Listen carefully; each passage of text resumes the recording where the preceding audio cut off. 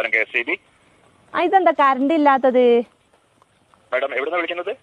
കൂരാച്ചുണ്ട് കേളോത്തുവയിൽ നിന്ന്. മാഡം ആ ഭാഗത്തെ ടച്ചിങ്സിന്റെ പണിയുണ്ട്, അതുകൊണ്ടാണ് കറണ്ട് ഇല്ലാത്തത് കേട്ടോ.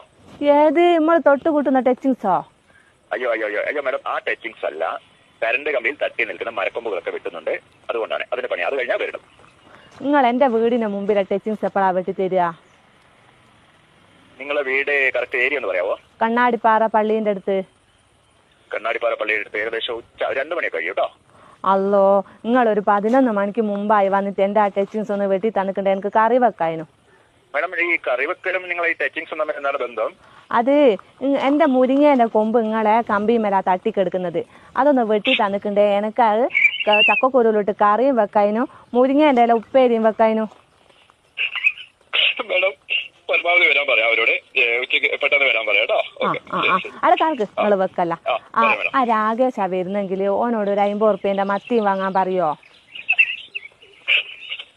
ഓക്കെ മാഡം, പറയാം. ഓക്കെ, ശരി. ഓക്കെ.